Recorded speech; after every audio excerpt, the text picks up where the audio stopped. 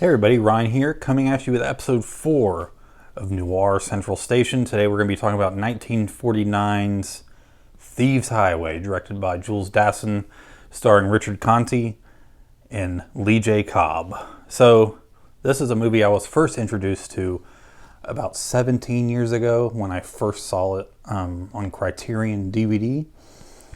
I had the DVD for a very brief period of time, and then I traded it in at Movie Stop back in the day because I knew eventually Criterion was going to put that on Blu-ray. That is still the only version that Criterion ever put out of that, and it's not in print. So the movie itself is just not in print. I have not seen it anywhere. I see it all over eBay. You can still get it on eBay.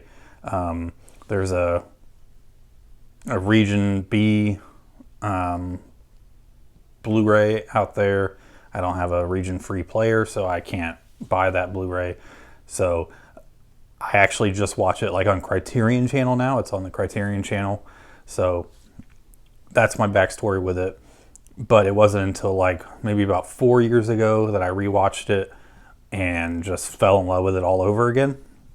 So it is about a man played by Richard Conte who just got back from the war, and he's visiting his family, and he sees his dad, and his dad is actually injured. He's actually in a wheelchair, and it comes to a shock.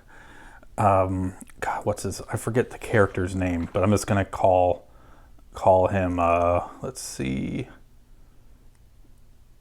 I'm just gonna call him Richard Conte because I forgot the character's name. So he's just furious, and then he finds out what happened, and his dad was basically robbed and ripped off by Lee J. Cobb's character, who is a big produce man. He has this huge block, or this huge building, like in the produce district of San Francisco, where he just kind of rips people off, gets their produce, and then sells it. So he's always ripping off truck drivers and stuff like that. And so Richard Conte comes up with like the plan. He's like, I'm going to avenge what happened with my dad. And so he starts driving trucks, and he starts getting apples. And his mission is to go and find this man played by Lee J. Cobb. I think his name is Figlia. His last name is Figlia. And you don't really know what he's going to do to him when he finds him, but he's going to find him, and he's going to avenge his dad.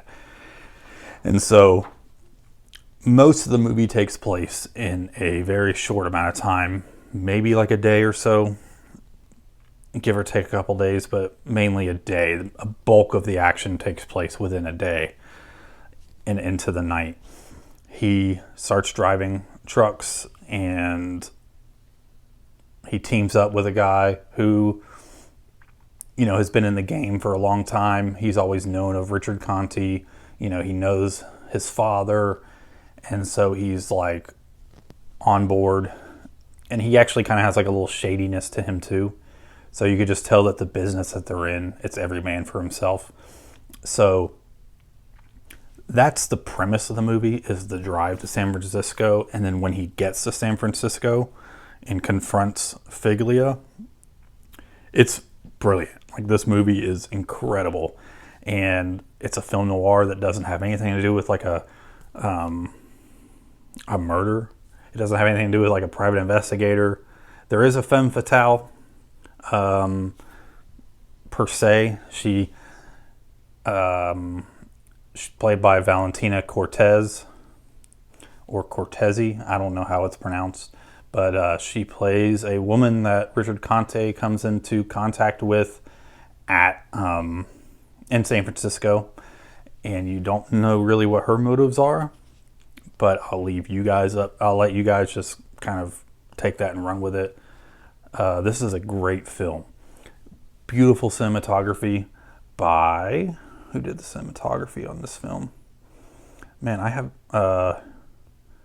Norbert Brodin. So music by Alfred Newman. Like I said, it was directed by Jules Dassin, who has done countless brilliant films, and he was eventually blacklisted. But he did this, Night in the City, which is another film that I really love with Richard Widmark. Pretty sure he did Brute Force. He's done tons of other stuff. He is The Naked City. He's just a great filmmaker, and I just have loved everything I've seen that he's made. The screenplay by A.I. Bezarides. I would also say that Lee J. Cobb in this film plays the slimiest of the slime. He plays such a good slime ball, like terrible person. But you could see like he kind of has like a little swagger about him, but not. It's mainly just because it's the actor who's playing him. He's just a slime ball to everybody. Richard Conte is somebody that I've always liked ever since I first saw him in The Godfather as Barzini. So as a kid, I already knew who he was, and I never seen anything with him until I saw this movie like 17 years ago. I had never seen him younger. So it's fun to watch him in some of these great film noirs where he plays, as in this movie, he plays a really like a good-hearted guy, and then in other ones he plays like hardened criminals. So it's sometimes I watch some of those other ones and I'm like, oh, so this is Barzini when he's younger. Like that's the backstory. But yeah, I've always been a huge fan of his. There's something about him too where he's not like a Cary Grant type person, like, but he has that gravitas about him, and I just like everything that I've seen him in. I will see a movie alone just because his name's on it. So originally Dana Andrews and Victor Mature was, they were announced as the leads for this movie. Now I really like both of those, but they bring a lot of like, not baggage, but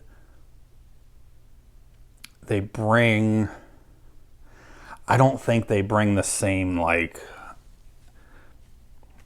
I guess Richard Conte, what I'm trying to say is a little bit smaller of a guy and personality in this movie, and I just can't imagine Lee J. Cobb like standing up against either of those two, especially like Dana Andrews. So I'm glad that they didn't get the part because Richard Conte is like perfect. He worked as a truck driver, a messenger, a shoe salesman, and a singing waiter before starting his acting career. He was discovered by film director Elia Kazan and actor John Garfield during his job at a Connecticut resort, which led to Conte finding stage work. He later became a standout actor. But it's just funny just thinking of him as like a singing waiter, but he kind of has that voice that you feel like would be a phenomenal singer.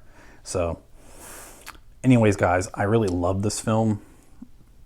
I'm actually probably going to buy the Criterion DVD again just so I could have a physical copy of the movie. And I'm pretty sure it's going to get a release eventually on Blu-ray. I mean, the Criterion Channel version is like restored and looks beautiful, so I can't imagine it not eventually getting a Criterion. It was an Arrow release. That's the one that I was talking about that was overseas. And that one looks beautiful. But like I said, I don't have a region-free player. I'll have to get one of these days. So anyways, guys, thank you so much for watching. I hope you enjoyed this video. And definitely seek this movie out and watch it. It's incredible. I love it. At 90 minutes, it packs a lot of stuff into that 90 minutes. And it's epic. I love it. Thank you guys so much for watching. See you next time.